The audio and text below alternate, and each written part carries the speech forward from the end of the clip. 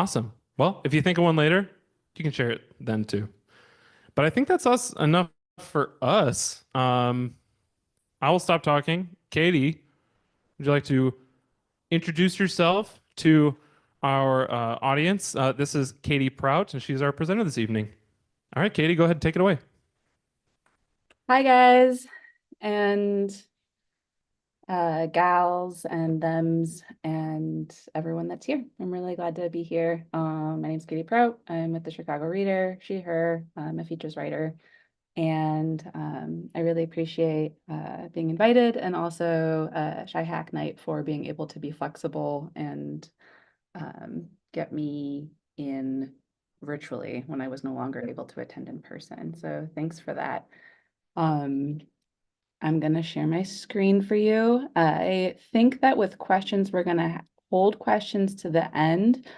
There's a couple questions I actually would love to ask you guys. So if you can keep those in mind, maybe when we get to the question part, I can hear some of your answers. I'll kind of flag that for you as we go.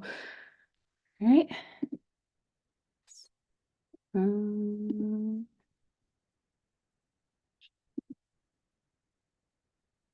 no, bear with me a second. This is like one of the first times I've done this.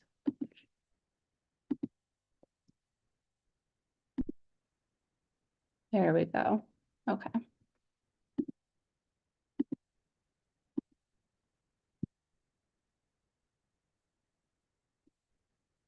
Cool. All right. So Every Life Counts, tracking opioid overdoses on the CTA. This is a project that I've been working on for a few years. Started dropping pieces last year, and I'm continuing reporting, trying to understand the number of overdose deaths, opioid-related overdose deaths that happen on the Chicago public transit system every year. So, who am I? Katie. I'm from Michigan originally. I live in Chicago. I've worked at the Reader for a couple years and freelanced for a while before that. How long have I been writing about addiction and drug use and kind of the intersection of mental health, addiction, and housing? It's been a long time. I started writing about this as a freelancer in 2020, but even before that, in nonfiction, like creative nonfiction, which was my background originally, I was writing memoir and profiles of people with substance use disorders, most notably within my own family.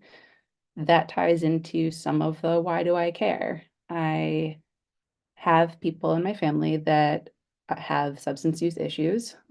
Sometimes I use the word addiction, sometimes I don't. Depends on who I'm talking to and how it's understood, because that can be a word that comes with a lot of stigma. And more like the science and the understanding of substance use is becoming more of like a spectrum, right? So you have people that use drugs or drink recreationally, or take things for medication. Then you can get a tolerance built up that requires you maybe to take a little bit more for those drugs or that alcohol to work. Um, when you have a disorder, it's in the way of your behavior, it's negatively impacting you in some way. But really, I try to think about how that is like left up to each individual to decide, as opposed to having like a top-down diagnosis. But yeah, people in my family struggle with substance use. And generally that has been alcohol, but not always. And when I moved to Chicago, I lived here for about a decade before, but I moved back here in 2020 after grad school, and I couldn't find a job. And I was writing this memoir about addiction in my family. And in a way, and this is so strange to say, but I was like envious of people with of like the news around opioids. And that sounds really dark, but I felt like there was this spotlight on opioids and how people like there was like a community response to it in a way. And especially with this thing called Narcan that I kept hearing about. And I was like, Narcan, what's Narcan? I wish there was something like Narcan for alcohol. Um, And in my abundance of time, I decided to go to the Chicago Recovery Alliance and learn how to use Narcan, even though I had this like bad attitude about some of it, which comes from a lot of trauma, and a lot of like feeling like where do we fit in like the addiction spectrum. Um, and I got so many of my own biases and my own ways of understanding and thinking about addiction checked there. It helped me stop being protective of what I identified as addiction, and started finding more commonalities, and a lot of healing, for lack of a better word. Um, but yeah, so I care, but why should you? And the question for me later is, why do you care? Because you're all here. You know, overdose deaths are occurring everywhere in the country. They can be someone who's using drugs recreationally. Maybe you're taking MDMA at a party and you don't know that it's been cut with something, like fentanyl. It affects people that are active drug users, who maybe their substance use is kind of the primary focus in their life. Um, they still deserve to stay alive, whether or not they choose to stop. And it impacts when we think about like our healthcare system, right? So there's all these different networks in which we're all connected to one another, and it's something that kind of informs my writing. So kind of quickly here, what is an opioid? Just something I wanted to touch on real quick. And I also use an exclamation point because opioids are in the news a lot as this like big scary thing. And they are scary. But what's scary is poisoning or the overdose death. Some people call it like a poisoning epidemic instead of an overdose epidemic because we have a contaminated drug supply. Fentanyl and other synthetic opioids are increasingly in everything. And it's important, I think, to go over like language before we like jump into the rest of it. So, what is an opioid? Although opioid and opiates are also like often used interchangeably, that they're different. Opiates refer to natural opioids such as like heroin, morphine, and codeine. Opioids refer to all natural, and like synthetic and semi-synthetic. So, like fentanyl or tramadol are an opioid, and like opioids kind of like the umbrella term. Why do people take them? People take medication. I was prescribed tramadol for a while. I have a chronic pain condition. Um, People take it for pain. People take it because of, to deal with trauma and addiction. Like maybe someone's addicted to it, right? But these are like the big scary like negative connotations that we have with these drugs in particular that we don't necessarily have with like weed or MDMA or mushrooms, drugs that are now more accepted, less stigmatized, and kind of less racialized. So people also take opioids for fun, to relax at the end of the day, to have a good time with their friends. And I think that's important to acknowledge too, that whatever your reason for taking drugs of any kind, you deserve to survive that experience and to make the best decisions you can for yourself. And for some people, that looks like using, for some people, it looks like not. And there's like a spectrum of behaviors in between. When you overdose, your body goes limp, your breathing slows, you're not responsive to anybody's attempt to wake you up. And so that is why like it's important to react kind of quickly. Importantly, not all overdoses are actually fatal. It really depends on the amount that someone has taken. So again, think about alcohol, right? For some people, who doesn't drink very often, one or two glasses of wine, they're going to be hungover the next day. Other people can drink a lot and feel fine. If you are in, the longer that you're away from using something, the harder it hits you. So maybe if you've been not using, and you quote like relapse, it can impact you harder. But again, some overdoses aren't fatal. People's breath goes shallow, but they're able to pull out of it on their own. But that's not all the time. So why should we track opioid overdoses? For me, and I think for a lot of public health and harm reduction and drug users and everyone who loves them, you want to know, like, it's a way to cluster and see like where communities might need support, financial support, material support, stuff like drug testing kits, right? But also things like pipes and needles. It helps you determine like maybe like drug patterns. So if there's like a new wave of certain like something in the system, like xylazine or more Xanax or a new type of synthetic opioid that we haven't even heard of, tracking like deaths, but also tracking overdoses in general is really helpful to know how to respond to like what is a public health issue. So this is something that I'm interested in. Generally, as a reporter, I'm like a narrative reporter. I'm interested in people. And I'm really good, I think, at like the gumshoe walking, interviewing somebody on the street, making relationships. Numbers aren't my thing always. You can see that it took me a minute to get this slide going. Like I am a very like physical person. But when it came to tracking opioid overdose deaths, that's something I've been really interested in learning more about. So before we get to the CTA and how I decided to do that, I wanted to go over like how those deaths are tracked right now in Cook County. The medical examiner's office does track them through data that they receive from Chicago police and from the emergency management. So that's like where your 911 calls go, basically, right? So they pull data from CPD, they pull data from OEMC, they also have their own death reports. And that's how they release information on their website. And they also have a link where there's like this like interactive map that you can go on their website and you can even see like kind of zoom in and enter like cross streets and see where deaths might be occurring. It's kind of janky though, and it's incomplete, and we'll get to that. So thinking about like also too some broad things to consider are what are some trends in overdose deaths, who overdoses and like how or where. Um, for last year, we're pretty on close to the year before. In 2022, we crossed over 2,000 overdose deaths in Cook County. And right now we have a confirmed 1,540, and there's still deaths that are pending.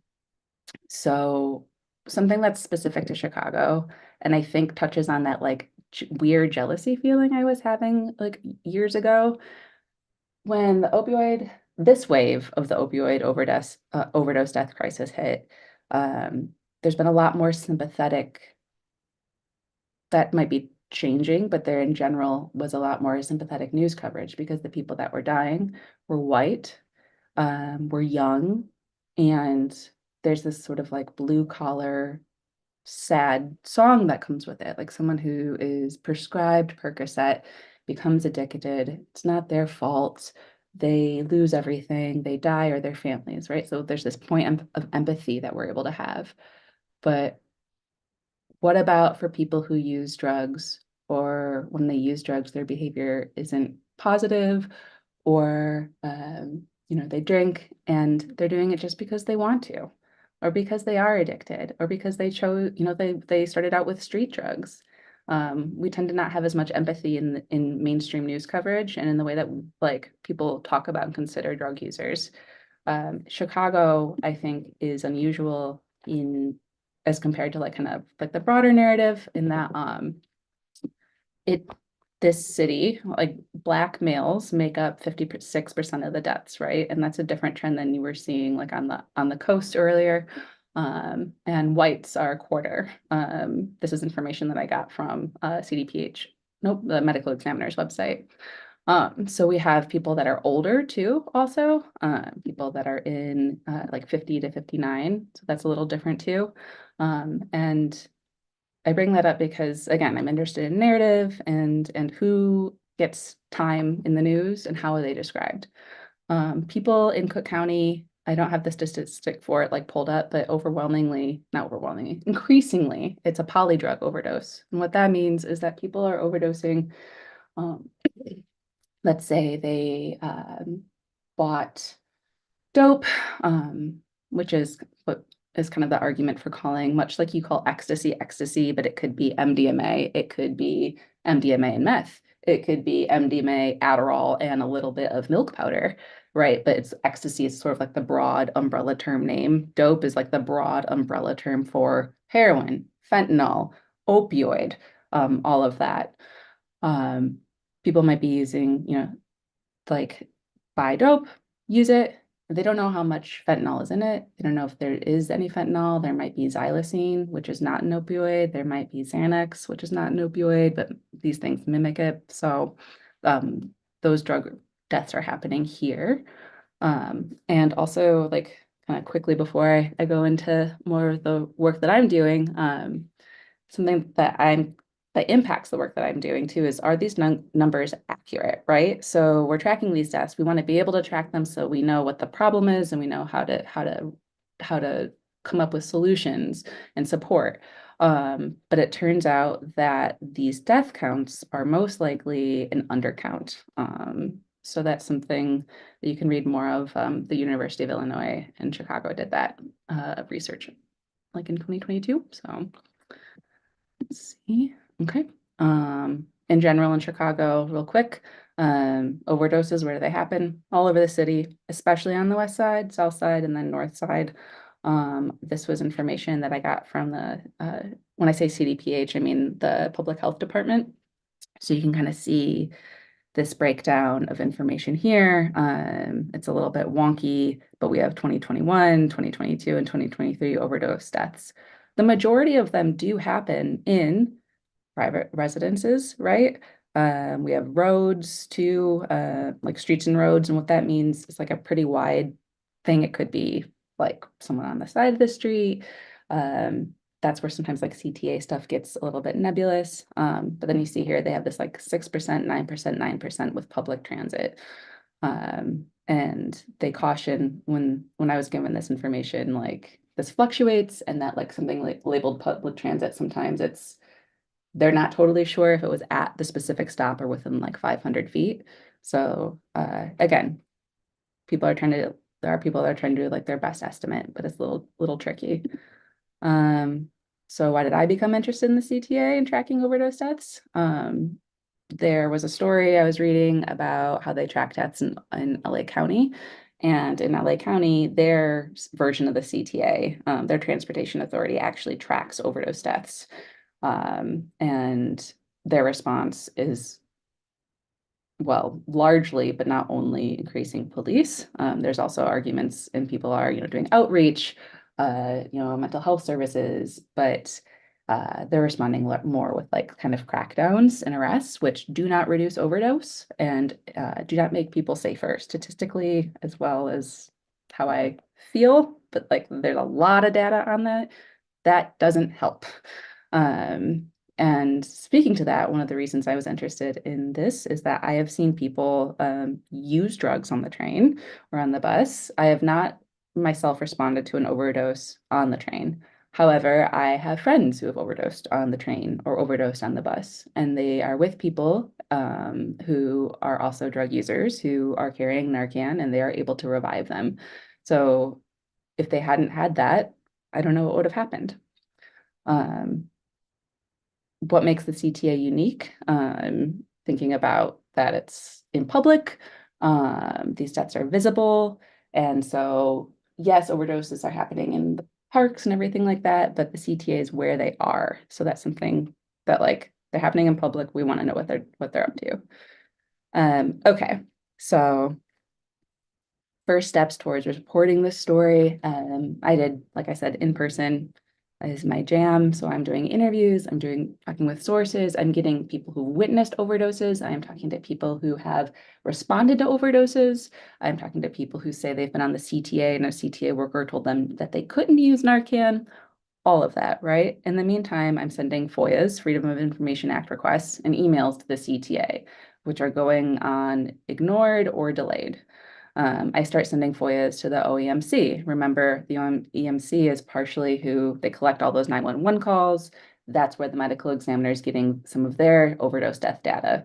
I sent a request out wanting for 1 year, looking for unresponsive person.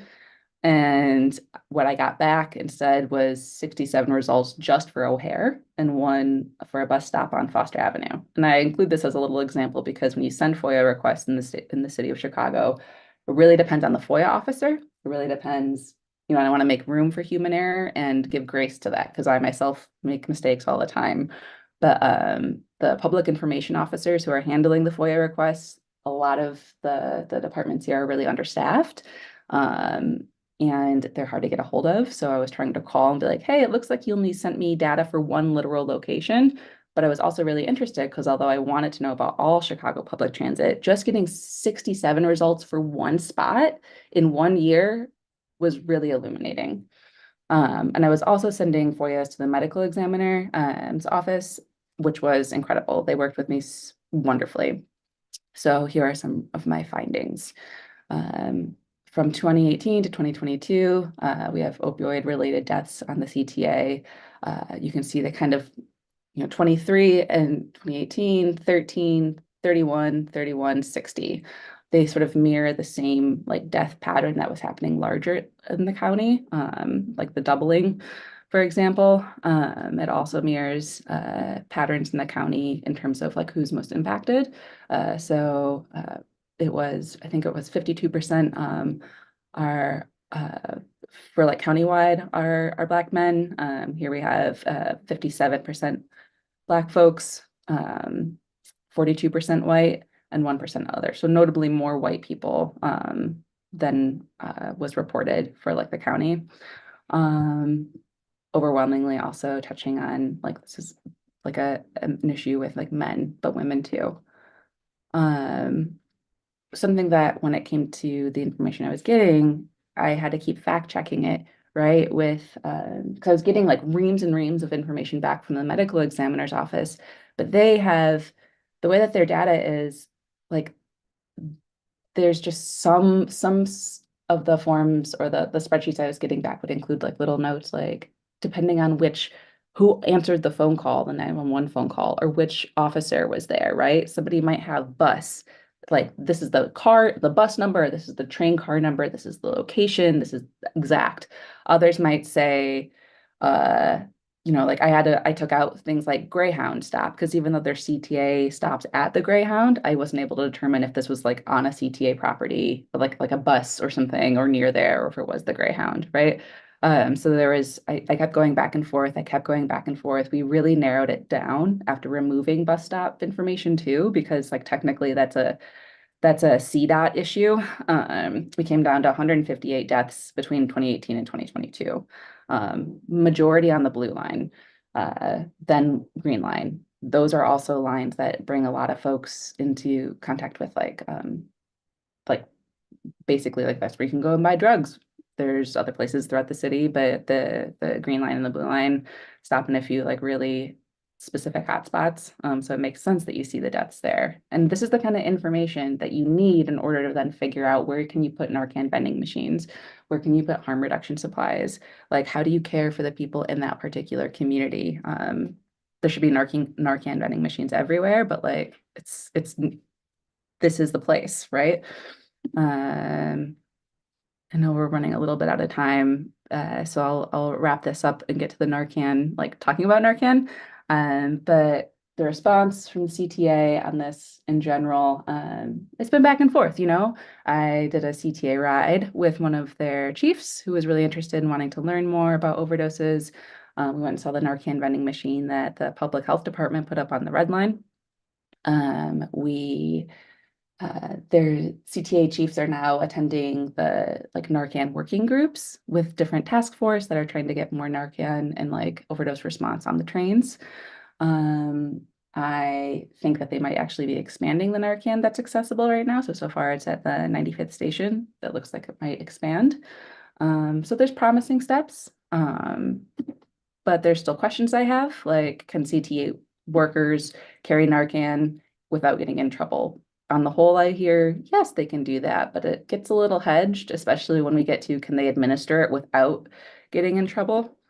Um, I've heard some back and forth on that. I want to know, I use the word scratchy, but like, why is OEMC's data so incomplete?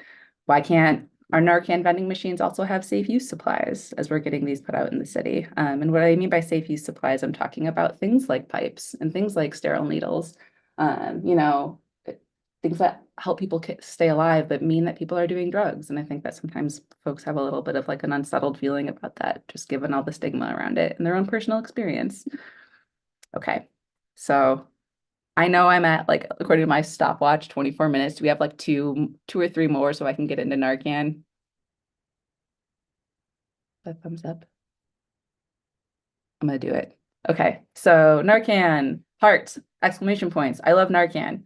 Um, this is a shirt from the Chicago Recovery Alliance in the honor of Dan Big, who's one of the co-founders. He was really with a big group of people, but like leading it, getting Narcan out from hospitals and into the streets, even when it was not legal in many states. And notably on the t-shirt, there's a needle as well as the jar. So you can have nasal Narcan and you can have spray, the kind of like the most common ways of using it. So sort of quickly, there's some information here that I put in there. I can share these slides with folks, like email it. But anyone can use Narcan. It saves a life. It's not always effective if someone's just drunk or is, just did a bunch of coke. Unfortunately, however, because the drug supply and everything is so contaminated, you never know. So if you think that somebody is unconscious, you can't get them, you have reason to suspect they're on drugs or have used drugs, and you're not sure what kind, applying Narcan is really useful. There are a lot of legal protections for you to apply Narcan. I am not a lawyer, but if you look up IDPH, the Illinois Department of Public Health, they have explain all that. So I think when in doubt, do it. Overdose response. So if somebody has clammy skin, shallow breath, slow breaths, their skin's blue or ashen, depending on their like complexion already. If they're not responsible, if you like rub their sternum really hard, these are all signs that they have an opioid overdose, right? And I just want to quickly say, notably, that these are not the responses that police officers throughout the United States, when they say that they've had a fentanyl exposure or a drug exposure that is opioid related, these are not the symptoms they report.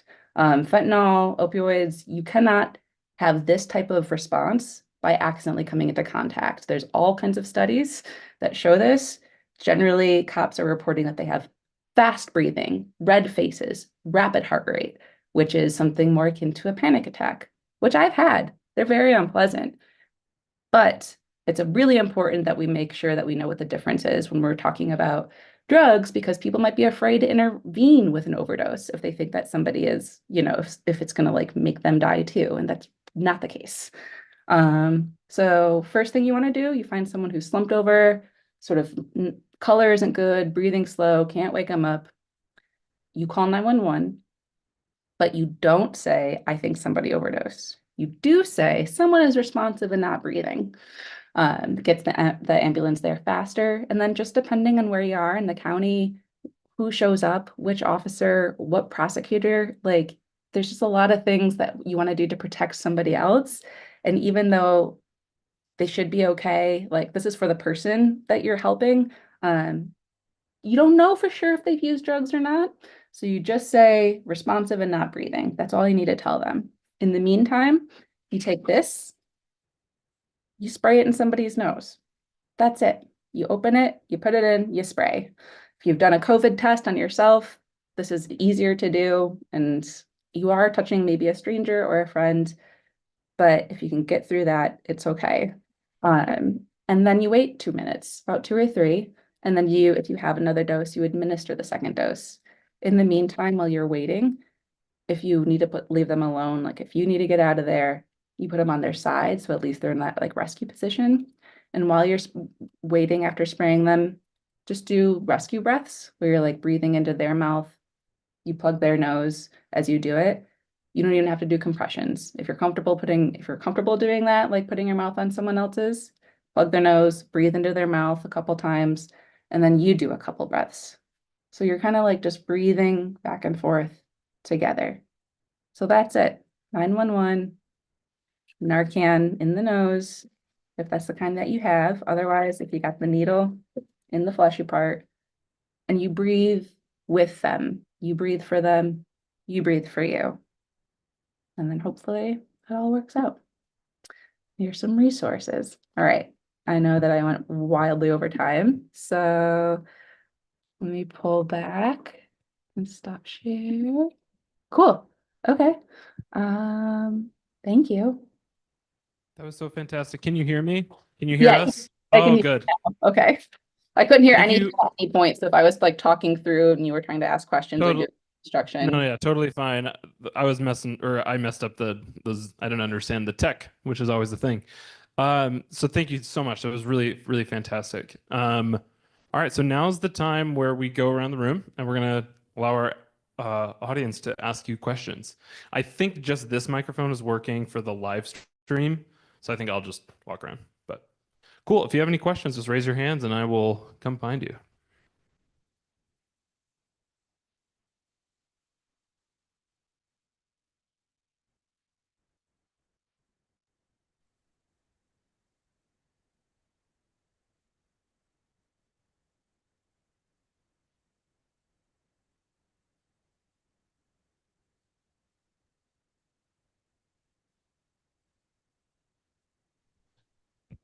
Okay.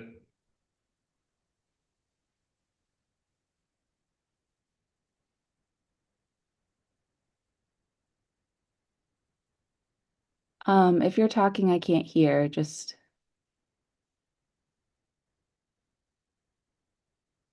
not hearing that either.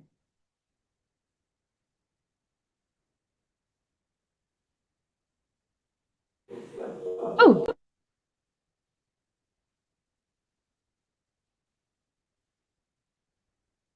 Okay. Come here. Can you hear now? Okay. yeah, I can hear now. Here, oh, right here. Okay, thank you. So yeah, I take the blue line. I think that like every other day. Yeah. And I regularly see people like laying sleeping. So Mhm. I would hope that they had an overdose, but I guess I'm wondering like what would be the steps then? Is it the idea that we should like my assumption is usually that they're sleeping. Is the Mhm. idea that we should be checking on people sleeping? I guess I just don't Yeah. know necessarily what are the best steps. Sure. Thanks for asking that question. And I think it really, there's a few things, right? It depends on your comfort level. Because not everybody wants to go up to a stranger and be like, "Hey, are you okay?" But there's things you can do without approaching them at first. Sometimes it's just nice to kind of keep an eye on somebody, right? Um, if they seem like their breaths are even, are deep, are regular, if their skin color looks pretty good, they're probably just asleep, right? If you see them, if they are sitting and they're kind of like nodded or in a position that doesn't really look comfortable to sleep in, that would be a sign to me that they maybe something else was going on, right? So if they like seem like they're trying to stay conscious, but they're kind of not, or if they're just in a position that really doesn't make a lot of sense. If the train is really noisy or really jerky and everybody else is kind of noticing it, but they're not, that's stuff that I would like think about. There was one time, so I haven't actually reversed an overdose yet. I feel like I say yet because I feel like it's a matter of time and I carry Narcan with me, but a lot of people I know that are my friends have reversed them or have overdosed themselves. And something I've done in the past when I've checked on people, there was a man who was just like laying out flat in the middle of the sidewalk one day and people were walking around him. And I walked over to him and I like sort of gently like was like, "Hey, sir," and like he didn't respond to that. And I shook his shoulder and he moved a bit, but I didn't wake him up all the way.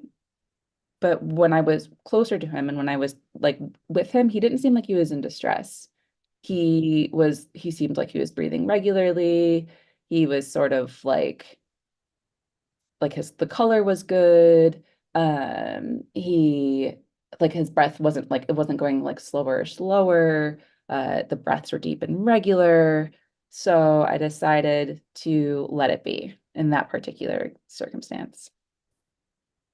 Does that answer? Do you have another question or anything?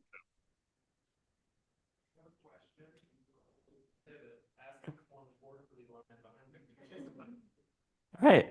Yeah, my question for you is you mentioned kind of challenges with CTA. I think I've heard that, or a lot of people in like the civic tech community have had issues with like FOIAs to CTA. So I'm Yeah. curious if you could speak on that a bit. And you also mentioned like, can CTA people get in trouble for administering Narcan? I'm curious, like, why would they get in trouble, or like what you've heard from people who Yeah. are concerned about that? Yeah. So CTA FOIAs. Um, I want to give people grace and the benefit of the doubt. Folks are busy. but my experience with CTA FOIA is that, so you're supposed to, when you send in a FOIA request, you're supposed to get that back within 5 business days or get a response within 5 business days.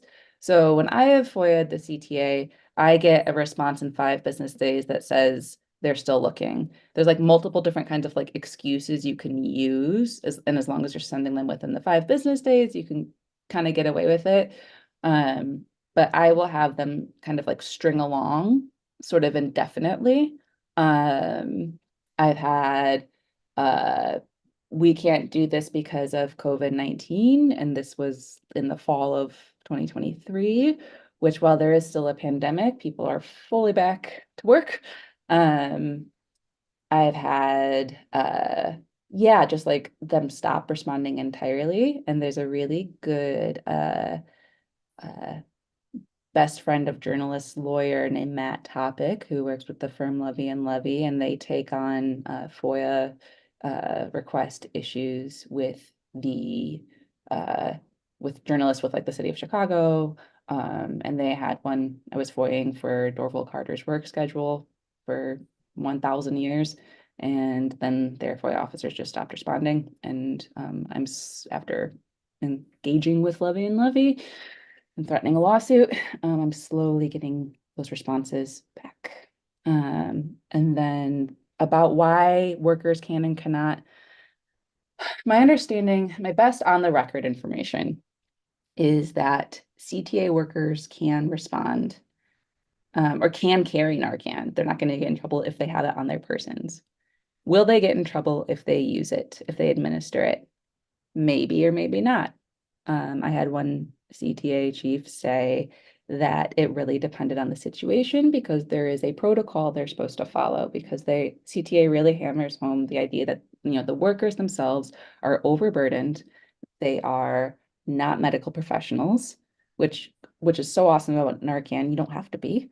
And they need to be able to like do their jobs, right? So if there's a medical emergency, the workers are trained to like call 911 to like pass it on immediately.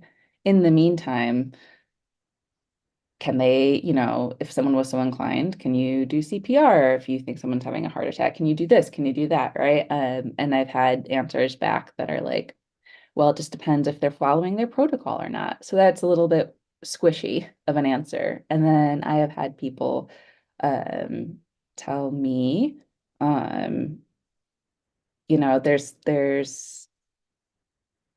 I'll say that I've had people that at least have witnessed CTA workers saying like, I can't use that, like being thrown Narcan by someone who uses drugs and they don't want to, they see an overdose happening across the platform on the green line, but they don't want to go, they want that person to be okay. They don't know who that person is, but they themselves use drugs. They just got back from buying drugs. They don't want to go over there because they're afraid they're going to get in trouble.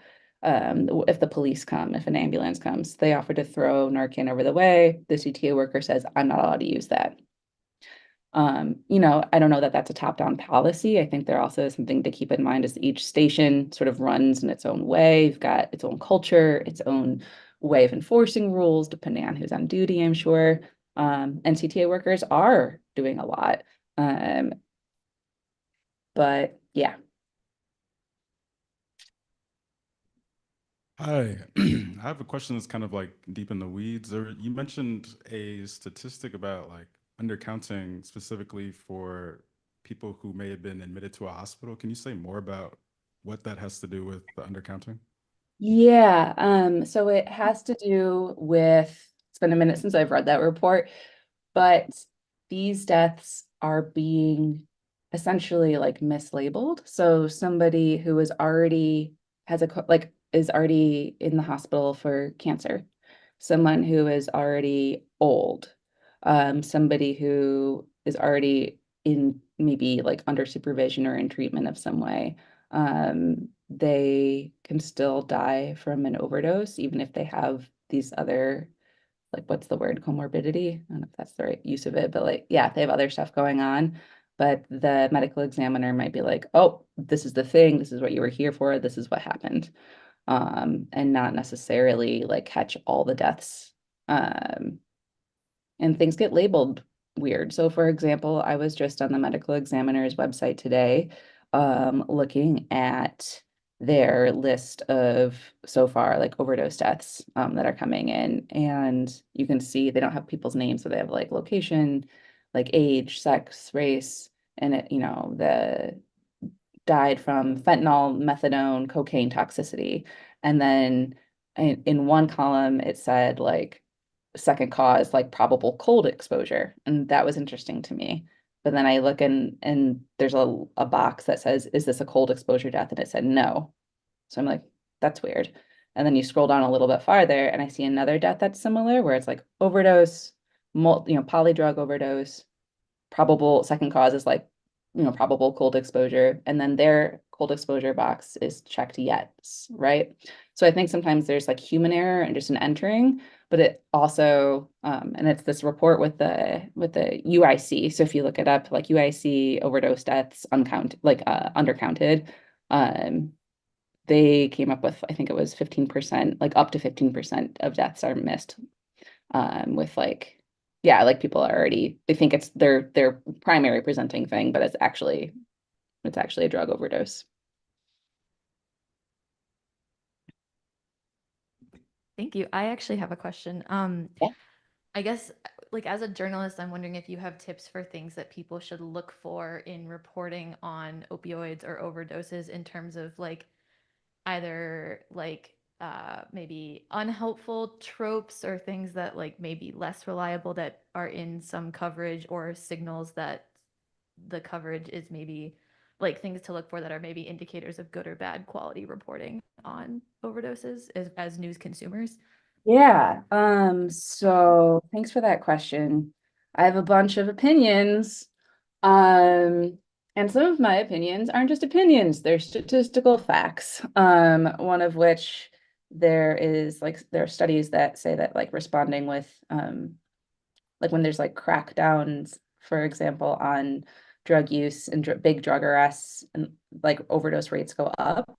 Sort of like the more policed an area is, the more deaths can occur. Um, so, and there's like a bunch of reasons for that, right? People are maybe using drugs even more in private, and people are even more like less likely to go to the hospital because they're afraid of getting themselves or a loved one in trouble. Among many other reasons, somebody might be going to a new drug dealer, like a supplier, let's say, trying to get away from some language, but like, yeah, they're going to a different supplier, and it's a totally different bag. Their old supplier, they trusted that person. They have a relationship with that person. Most people that are selling drugs, I don't know, like many people that are selling drugs are themselves addicted, are often unhoused. It's like your friend selling to your friend, a brother sells to his mother. Like these are can be really intimate relationships, right? So people's like supply gets a reputation. So someone feels reliably, that's part of their safety plan. They know that they can go to this person and their drug, they usually know what they're getting, even if they're not exactly sure, because we don't have a way to like perfectly test drugs because they're illegal. So drawing back, something that relies heavily on, if like their only source is the police, if the majority of their quotes, there are multiple deep feelings and approaches to drug use and overdose death. But if a report is like heavily focused on quoting only increasing police presence and arrests, I would view that with a side eye, because in addition to like me morally and ethically thinking that's not the right response, it's also not the right response just given the vast amount of data that we have on the war on drugs and the vast amount of data that we have in public health. There are so many studies that show, whether it's in the US or like looking at other countries, that show like that responding with like incarceration and criminalization and locking folks up does not make like people safer. It doesn't reduce overdose death. So if they're quoting, maybe there's somebody in a community, especially sometimes you do see like a grieving parent who's like, I want, this person who I found my daughter, she was dead. I want that person locked up. I want harsher penalties. Include that quote, but they should also have a balance of like other science, other perspectives, while honoring the feelings that this person has, not just letting that narrative be the dominant one. So multiple sources, not just the police. If they're repeating the myth that like the fentanyl exposure, especially with police, I'd be not super into that. And yeah, I think those are kind of like the big things to think of. Yeah, I could talk about that one for a long time. Well, I'll stop there. Thanks for asking. Fantastic. Any other questions? If folks want to form an orderly line. If not, then I would just like to thank our presenter one more time. Please join. Yeah, you probably can't hear the applause, but it's rapturous. It's thank you so much. I will say as well before we kind of move forward, Lori, actually, I'll put you on the spot in a second. Lori brought Narcan tonight for people to take. Do you want to talk about quickly how you got that? It might be interesting. I literally just emailed the Chicago Department of Public Health and they gave me 24 boxes for free. And I just like, you can pick them up. Like, it should be easy to get Narcan. And like, I think there's information online, you can look it up. That's available in a lot of locations. I think it's at Chicago Public Libraries. Defer to Katie, would know better. But if you run an organization, you want to get some, I literally just emailed Chicago Department of Public Health and said, can I have some for this event? And they said, yeah. So I don't know if you can hear me. I would love to shout out CDPH as a city department that is on the whole really responsive, really eager to be asked questions. If they can't give me an answer, or if they can't give me an answer on the record, they're usually like pretty transparent about that. And like they provided some of the data that you saw, like, like I can ask them for statistics, I can ask them for numbers. They're actually interested in doing a project. So now there is Narcan available in CPL and Chicago Public Library branches. That's really cool because people do use drugs in Chicago Public Libraries. In addition to being able just to discreetly grab it and leave, sometimes people use drugs in the bathrooms. It's a private space. You're not going to get interrupted by the police. It's warm. You're safe. You can lock a door. That can also lead to overdose. So there's some folks at CDPH that are going to look into doing a study, seeing like, did 911 calls for overdoses at libraries or in the area go up or down? Like see if like the Narcan there has had any impact. And I'm stoked for that. And I wanted to say before, I know I like ran through the Narcan like training part, but now that I'm relaxed, does anyone have any like last minute questions about that if you had a second? Just like anything I could go over or more explain? We definitely have time. Maybe if you just want to put the slide up again, if that's too much. Yeah. No, let me share my screen now that I've learned how to do that. And you know what? It's okay if I still struggle with it. So You just choke. and microphones. Okay, and then slideshow. Okay, let me go back. Nope. Whatever. Cool. So I'm gonna do it just like this for a second. Oh, can you see? Actually, if you could hit the slideshow button, Oh, yeah. it would make it There you bigger. That would be There you go. easier for Okay. folks. There we go. Okay. So keep me posted on time, but I can just sort of go over this like a little slower. Yeah, we have Narcan. we have a few minutes for sure. Okay, cool. So Narcan is like the name brand, right? It's kind of like saying Kleenex when you mean face tissue or, like that kind of thing. It's also known as naloxone. It reverses overdoses. It is usually administered via needle or nasal spray. Some people who use drugs actually prefer the needle because it's a little bit more controlled. And if you've been snorting your heroin, your dope, your coke, whatever, for a long time, your nasal cavities might be pretty large. And the spray might not be the most effective for you. Totally use the spray if you have it. Spray is awesome. But just to kind of explain why, like, some people prefer one or another, why both are available, because everyone's different. Something that is notable about Narcan is that it can't be abused. It does not produce a high. It binds to these receptors in your brains that basically kicks the like effect of the overdose out of your system. And so that's just, yeah, that's just what it does. Anyone can use it. You don't need a prescription in order to use it. The Illinois, there's like a number of laws. One is like the Illinois Drug Overdose Prevention Program. It's specifically for non-medical professionals administering naloxone and without any like civil or criminal charges. So again, not a lawyer, but there's a lot of information, and like the IDPH, the Illinois Department of Public Health website, does have that info. Narcan helps people stay alive. Narcan can also, it does also put people into withdrawal, and that's important because when you, whether you're administering to a friend, a loved one, or a stranger, when you bring them back, they might be pretty out of it. They might not feel good. They might be agitated. They might be uncomfortable, right? Because they are starting to go through withdrawal, and that is really awful, like really, really awful feeling. So when someone comes like out of it, they might be kind of like weird, and it might make you feel like, oh no, did I do the wrong thing? Are they okay? You just say real clearly, like, hey, I give you Narcan. This is how many doses, so that people know, because sometimes people do, because withdrawal is so painful and so difficult. Like there's a few different things people might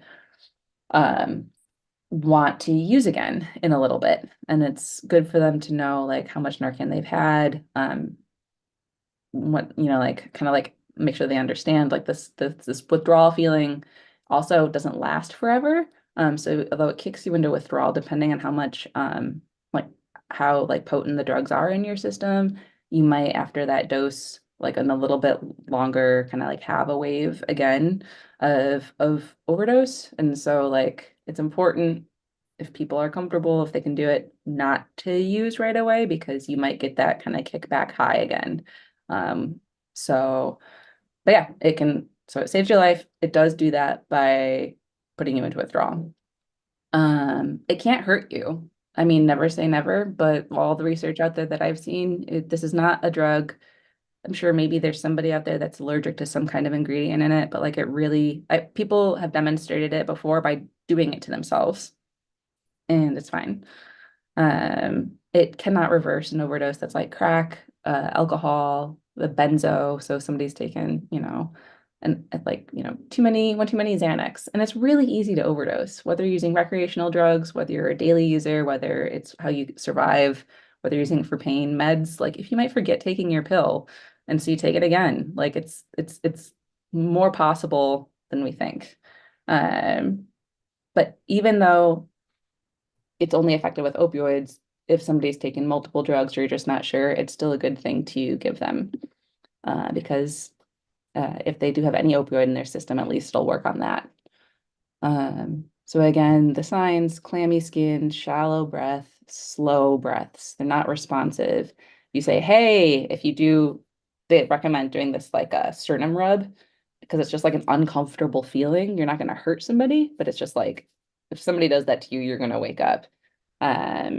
If they're not responding, then you go into the action of calling 911, saying someone is, that should say not responsive. Someone is not responsive and not breathing. You spray in one nostril. You wait about 2 minutes, 3 minutes. And in the meantime, if you're comfortable, you know, you want to like kind of do the stuff that you might do otherwise. You want to like lay them comfortably out, see if there's anything in their airway. But besides spray, if you're up for it, the rescue breaths are a big part. So you tip someone's head back and you pinch their nose so that the air doesn't just go right out. But you lean over and just think of it like one breath for you, one breath for me. And there's something, I don't know, that I've never reversed an overdose, but there's something to me like really moving about that image of like you spray and then you just wait and you breathe together, or you try to breathe together. And then after 2 or 3 minutes, if you have more Narcan, you give them another dose. So, yeah. Thank you so much. Really appreciate the work. And thank you for presenting tonight. That's all for our presenter. So can we give her a round of applause one more time? Thank you. Thanks, guys. Now this is the part of the evening, Katie, that we kind of do the civic hacking portion. You're more than welcome to stay on and watch the organized chaos that it is. But I also, if you would like to leave the Zoom call, totally fine. But again, thank you so much. All right. Thank you so much for having me. My email, I'm just gonna like shout it out real Please. quick. Is K as in Katie, Prout as in my last name, Prout at chicagoreader.com if you want to be in touch. If you've got questions, tips and tricks. And I want to shout out again, both CDPH and the Chicago Recovery Alliance is an incredible resource. If you remember nothing else, Chicago Recovery Alliance is a great place to go to learn more about how to reduce overdose death, but also reduce drug stigma and help people stay alive. So thanks. Thank you so much. Yeah. I'll say goodbye. Oh, Sheila, I wasn't in the screen. Anyway, woohoo! All right, that was awesome. So now we're on to the civic hacking portion of the evening. We are still live on YouTube. So for our people who are attending remotely, if you're interested in participating in a breakout group, the best recommendation I have right now is join Slack if you're not already on it. Hopefully you are and you know kind of what breakout group you're going to. But if not, we're going to talk about them now. So I ask any breakout leaders, feel free to come yonder towards this door over here. And in a moment, we'll have you kind of talk about your group and what you're going to work on tonight. Oh, this door, the one over here. Lost my train of thought. What was I saying? I don't know. I'll figure it out when we go. But anyway, yeah. So, oh yeah, that's right. Breakout group leaders, please share obviously what you're doing tonight. Little brief description about what your project is, and just if you have a Slack channel, just what your Slack channel is, just for our people who are remote. Oh, and you have to announce the number and the animal or object on your card. Okay, ready, go. Hi, Noah here. I have 10 rhinos. I'm standing in for Sean for WardWise. So the Slack channel is WardWise. We're working on mostly data visualization about municipal spending by ward. So every ward in Chicago has a budget. Aldermen have prerogative to spend that money however they see fit. Some wards participate in participatory budgeting where that money gets spent through a democratic process, and some wards don't. So we currently have a website that is live. I think it's just wardwise.org, where you can see where that money's being spent. But we're currently rebuilding that website in Next.js. So if that's tech you're interested in, we're probably going to talk about that a little bit tonight. And then we're doing some data cleaning in Python and also working on some kind of municipal data standard for more equitable, informed budgeting by aldermanic offices. But I don't know that we're going to be talking about that tonight because those people aren't here.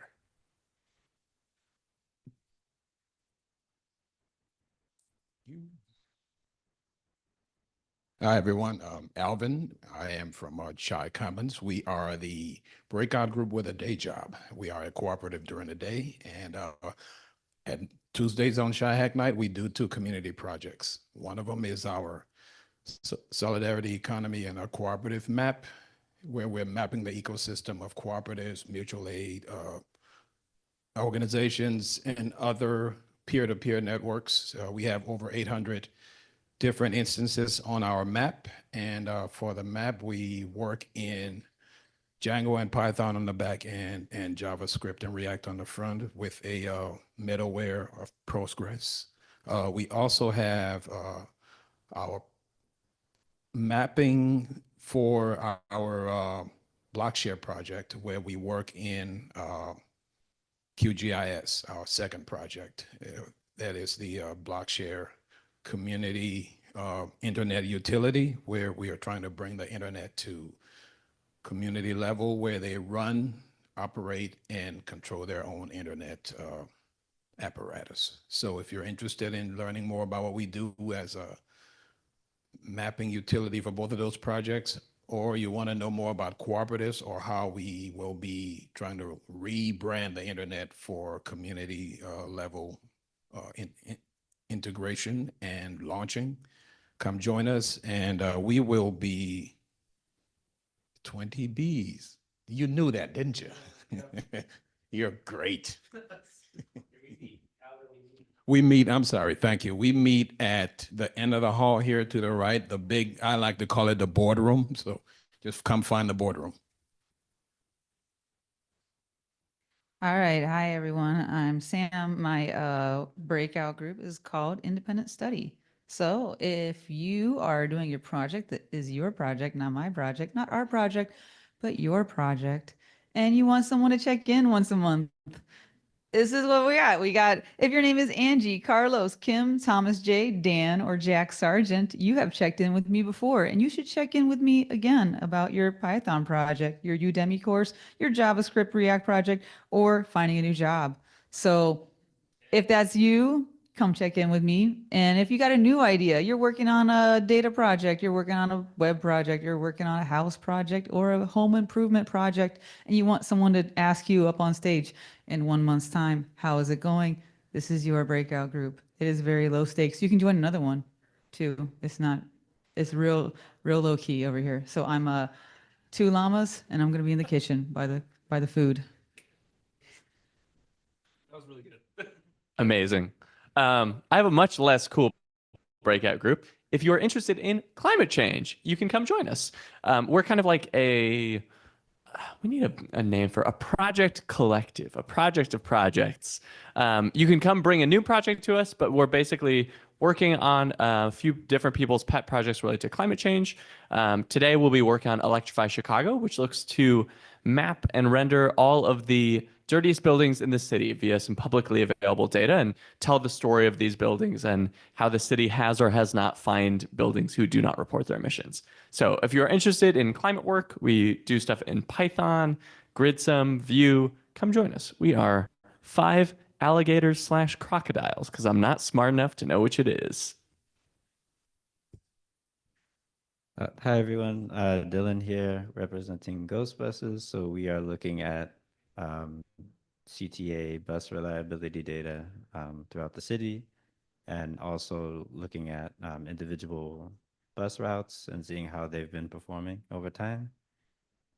We're working on getting a blog up with some kind of more dedicated analysis for certain routes. And then we're also working on a few front-end fixes, as well as automating some aspects of the website, mainly just the data generation for the map.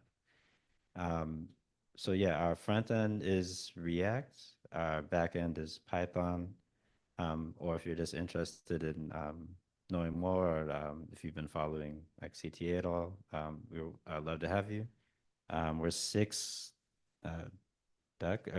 ducklings, and we'll be down the hall all the way at the end. Thanks.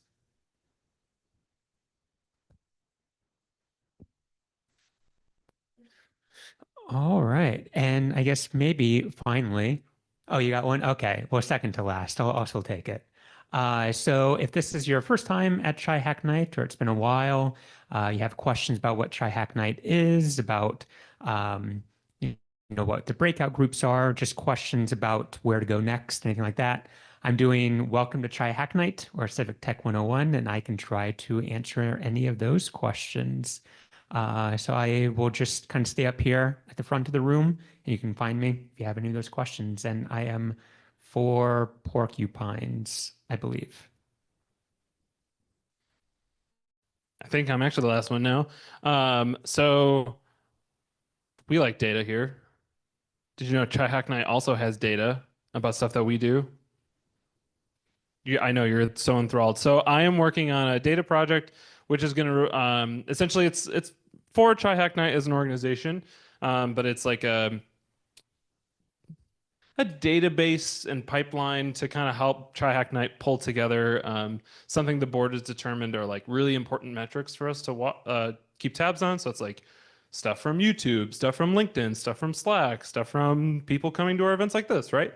So right now the tech, it's pretty early on, but the tech stack is I'm using Airbyte, just kind of extract the data because I just want it to be easy so that multiple people can do it. All of this is going to sit on top of DuckDB because it's way easier than hosting a Postgres database. And then DBT will be the transformation engine because it's all SQL based. So if you want to learn about any of that stuff, happy to talk about it. I am 15 donuts. And I think that's, oh, Eric has one.